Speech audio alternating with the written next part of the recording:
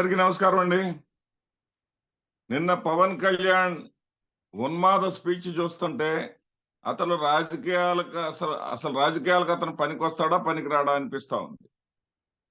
ఈ మధ్య సంస్కారం అడ్డొస్తుంది అంటూ తానే ప్రారంభించినటువంటి తాట తీస్తా, తోలు తీస్తా, మడత పెడతా, కూర్చోబెడతా, బట్టలోడ దీపిస్తా అనే భాష వాడటంలా. సరే, కొంత మార్పు వచ్చిందిలే, ప్రజలకు అవసరమైన విధంగా నడుచుకుంటున్నాడు అని చెప్పేసి అనుకున్నాం. కానీ నిన్న చంద్రబాబు నాయుడుతో కలిసి జెండా సభను ఒకటి పెట్టుకొని ఆ సభలో హాజరైనటువంటి ప్రజలకు ఒకవేళ తన ప్రభుత్వం, ఈ రాష్ట్ర ప్రజల కర్మగాలి ఒకవేళ ఆ ప్రభుత్వం గాని వాళ్ళ ప్రభుత్వం గాని వస్తే వాళ్ళు ఏం చేస్తారో చెప్పడంలో తప్పులేదు. అవేం చెప్పలా. జగన్ జగన్ జగన్ జగన్ ని బూతులు తిట్టడం, జగన్ నా నాలుగో పెళ్ళాం నువ్వే అంటాం. ఎక్కడికి పోద్ది బుద్ధి? దత్త తండ్రి దగ్గర ఉన్నటువంటి దత్త తండ్రి ముఖ్యమంత్రిని పట్టుకొని సైకో సైకో సైకో అంటాడు. అదే ముఖ్యమంత్రిని పట్టుకొని వాళ్ళ అధికార ప్రతినిధుల చేత భోషడికే అనిపిస్తాడు. బూతులు పంచాంగం తప్ప, బూతులు తప్ప మరొకటి మాట్లాడటం రానటువంటి ఫ్రస్ట్రేషన్ లో ఉన్నటువంటి చంద్రబాబు కోసం పనిచేసేటటువంటి పవన్ కళ్యాణ్ అంతకు మించినటువంటి ఫ్రస్ట్రేషన్.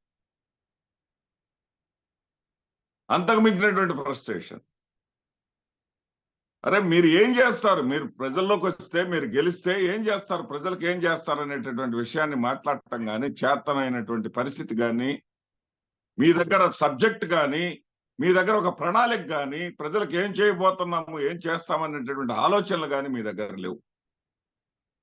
ఎంతసేపటికి జగన్మోహన్ రెడ్డి మీద పడి ఏడవటం తప్ప. జగన్ జగన్ ఏంటి? జగన్ జగన్ ఏమయ్యా జగన్? జగన్ అనే పేరు స్మరించకుండా ఉండలేరా మీరు? సరే, ఏది ఏమైనా సరే మీ ఫ్రస్ట్రేషన్ కారణం ఏంటి? జగన్మోహన్ రెడ్డి గారిని ఓడించలేకపోతున్నారండి. నువ్వు 24 సీట్లు నువ్వు తీసుకొని నువ్వు సంబరపడిపోతా ఉంటే వైఎస్ఆర్సీపీ వాళ్ళు మధ్యలో నిన్నేం చేశారు?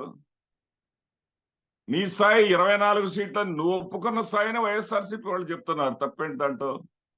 నా స్థాయి ఇదే అని నువ్వే చెప్తున్నావు. 10 సీట్లన్నా గెలిచుంటే ఎన్ని సీట్లైనా అడిగేవాళ్ళం అని చెప్పావు. 2 చోట్ల పోటీ చేస్తే ఒక్క చోట కూడా గెలిపించలేదు మీరు, సీట్లు కావాలంటే ఎట్లా అని నువ్వే చెప్పావు. నీవు చెప్పుకున్న దాన్నే వైఎస్ఆర్సీపీ వాళ్ళు రీఇటరేట్ చేస్తా ఉన్నారు. 24 సీట్ల కోసమేనా ఈ తిప్పలన్నీ, ఈ బాధలన్నీ అని చెప్పేసి అన్నారు. ఆ 24 సీట్లని నువ్వు ఏ విధంగా సమర్థించుకుంటున్నావు? గాయత్రి మంత్రంలో ఉండేది కూడా 24 అక్షరాలా?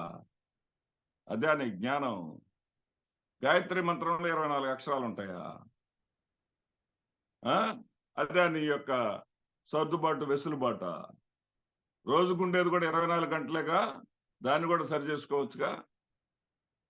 మరి ఏదైనా సరే ఒక సాంప్రదాయానికి విలువ ఇచ్చేవాడు అయితే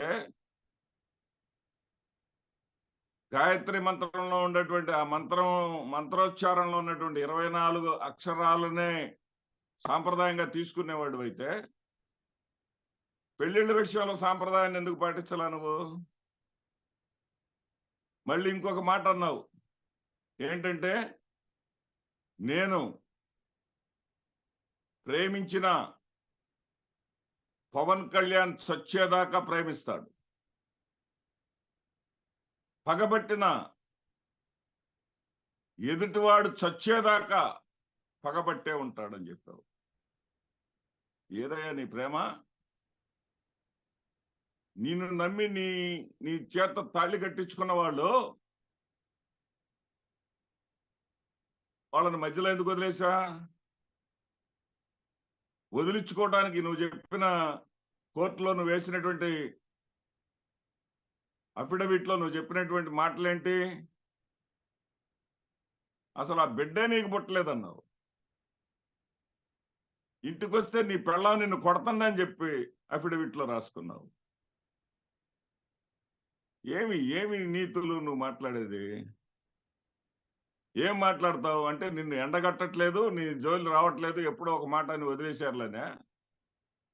జగన్మోహన్ రెడ్డి గారిని, ఒక ముఖ్యమంత్రి గారిని పట్టుకొని నువ్వేరా నా 4గో పెళ్ళామంటావా? నీ అహానికి అద్దు లేదా? నీ యొక్క ఏది సినిమా అనుకుంటున్నావు ఇదేమన్నా? సినిమాల్లో కూడా నేను అలాంటి మాటలు మాట్లాడడానికి నేను సిగ్గుపడతానని చెప్పేసి నువ్వు అంతకన్నా నీచమైనటువంటి మాటలు, నీచమైనటువంటి భాషని వాడతావా? ప్రజలకు ఏం చేస్తారో చెప్పేటటువంటి చేవ నీలో ఉందా? ఒక ప్లానింగ్ ఉందా? ఒక ప్రణాళిక ఉందా? అంటే మడతేసి కొట్టడానికి, తన్నటానికి, తరవటానికి అధికారం కావాలా? అధికారం అందుకు కావాలా మీకు? ప్రజలకు సేవ చేయటానికి కదా? భారతీయ జనతా పార్టీ ఆంధ్రప్రదేశ్ రాష్ట్రానికి ఏమేం మాటలు ఇచ్చింది, ఏమి చేయలేకపోయింది అనే ప్రశ్నించాల్సిన బాధ్యత అంత పెద్ద సబ్బెట్టుకొని మీకు లేదా? కనీసం ఒక్క మాట ఆయన అడిగావా? ప్రత్యేక హోదా ఎందుకు ఇవ్వలేదు అని చెప్పేసి భారతీయ జనతా పార్టీని అడిగావా? విశాఖ ఉక్కును ప్రైవేటీకరణ ఎందుకు చేస్తున్నారని చెప్పేసి భారతీయ జనతా పార్టీని అడిగావా? విభజన హామీలను ఎందుకు అమలు చేయలేదని చెప్పేసి భారతీయ జనతా పార్టీని అడిగావా? రైల్వే జోన్ ఎందుకు ఇవ్వలేదు అని చెప్పేసి భారతీయ జనతా పార్టీని అడిగావా? పైగా మోడీ కూడా ప్రధానమంత్రి మూడోసారి కావాలని చెప్పేసి ముక్తాయింపుగా చెప్తావా? చెప్తే చెప్పుకున్నావు, నువ్వు ఏమైనా చేసుకో, ఏమైనా మాట్లాడుకో. బూతులు సంగతి ఏంటయా? అంటే ఎన్నికలకు ముందే కనీసం నీకు ఎమ్మెల్యేవి కాకముందే నువ్వు ఈ రకమైనటువంటి బూతులు పంచాంగం రేపుకుంటూ ప్రజాస్వామ్యంలో ఎవరు ప్రవర్తించని విధంగా నీచాతి నీచంగా ప్రవర్తిస్తా ఉంటే నీవు నిజంగా గెలిస్తే ఏమైతావో ప్రజలకు అర్థం కాదా? ప్రజలు నిన్ను దగ్గరకు రానిస్తారా? అన్ని పచ్చి అబద్ధాలు చెప్తారు మీరు. చంద్రబాబు నాయుడు గారు మీరు కలిసి, చంద్రబాబు నాయుడు గారు ఇంకా ఎంత నీచంగా మాట్లాడతాడు? హనుమ విహారీని కూడా తీసుకొస్తాడు. హనుమ విహారీ రాజీనామా వెనక అది కెప్టెన్ పదవి పోవటం వెనక తిరుపతికి చెందినటువంటి కార్పొరేటర్ ఉన్నాడంట. సిగ్గు పెట్టలా మీకు? వైఎస్ఆర్సీపీ కార్పొరేటరు, ఆ కార్పొరేటర్ వెనకాల జగన్మోహన్ రెడ్డి. అరే మీకు ఏమన్నా కొంచెమన్నా సిగ్గు, శరం, కొంచెమన్నా చీము, నెత్తురు, కొంచెమైనా ఆలోచన, విషయ పరిజ్ఞానం ఉంటే ఆ యొక్క ఆంధ్రప్రదేశ్ క్రికెట్ అసోసియేషన్ వాళ్ళు బయటకు వచ్చి వాళ్ళు చెప్పారు చాలా స్పష్టంగా,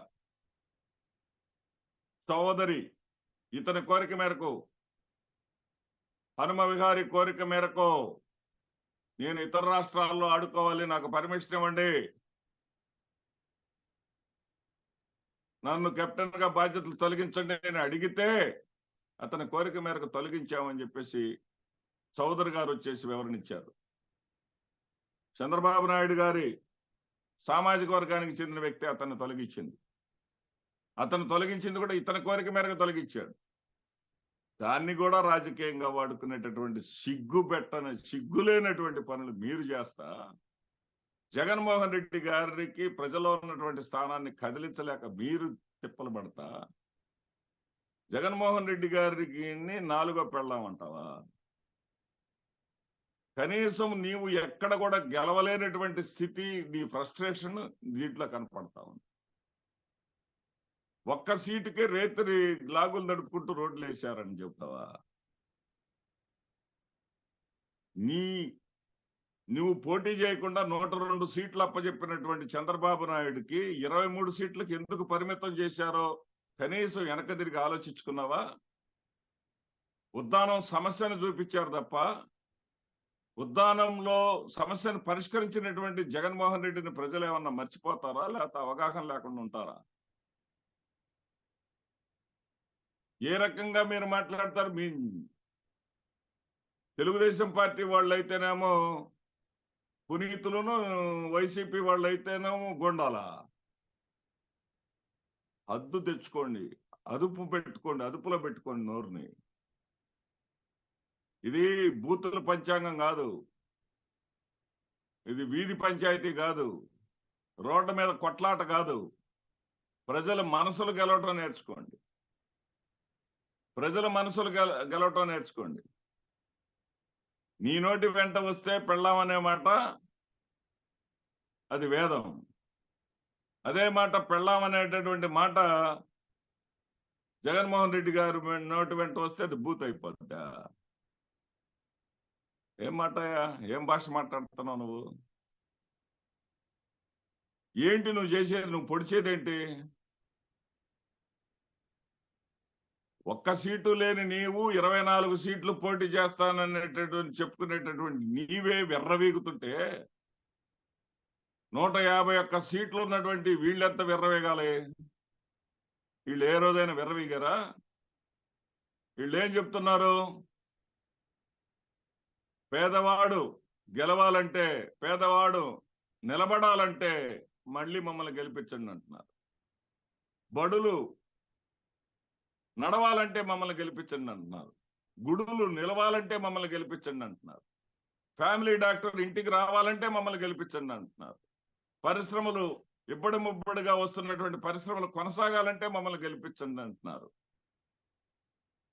బందర్ లాంటి పోర్టులు నిర్మాణం శరవేగంగా జరుగుతా ఉంది, అది కొనసాగాలంటే మమ్మల్ని గెలిపించండి అంటున్నారు. మరి తలసరి ఆదాయం పెరిగింది, ఇప్పుడు 1,54,000 రూపాయల నుంచి 2,41,000కు తీసుకెళ్ళాం, అది ఇంకా పెరగాలంటే మమ్మల్ని గెలిపించండి అంటున్నారు. జీవన ప్రమాణాలు పెరిగాయి, ప్రజల జీవన ప్రమాణాలు పెరిగాయి, అవి ఇంకాస్త పెరగాలంటే మమ్మల్ని గెలిపించండి అంటా ఉన్నారు. ప్రజలు ఆర్థికంగా బలపడ్డారు.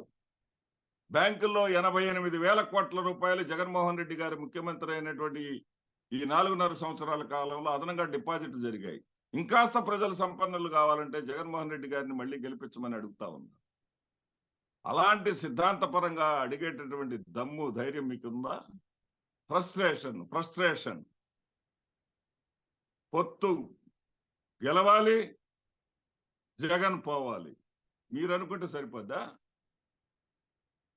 సరే, మీరు అనుకున్నా కానీ ప్రజలను కన్విన్స్ చేసేటటువంటి విధానం ఉండదా? భారతీయ జనతా పార్టీతో మీరు అంటగాగి భారతీయ జనతా పార్టీని నిలదేయలేని నిస్సహాయ స్థితిలో ఉండి భారతీయ జనతా పార్టీని ఇప్పటికీ కూడా దేహి అనేటటువంటి స్థితిలో మీరు ఉన్నటువంటి పరిస్థితి ప్రజలకు అర్థం కాదనుకుంటున్నారా? ప్రజలు ఏమన్నా అమాయకులు అనుకుంటున్నారా? మీరు బూతులు తిడతా ఉంటే వినటానికి ప్రజలు ఏమన్నా సిద్ధంగా ఉంటున్నారు అనుకుంటున్నారా? కనీసం రాజకీయ చైతన్యం చేసేటటువంటి, ప్రజల చైతన్యం చేసేటటువంటి పరిస్థితి లేక జగన్మోహన్ రెడ్డి గారు డే 1 నుంచి ఎక్కినటువంటి మరుసటి నెల నుంచి దిగిపోతాడని మనం చేసినటువంటి ప్రచారం నిజం కాలేదే.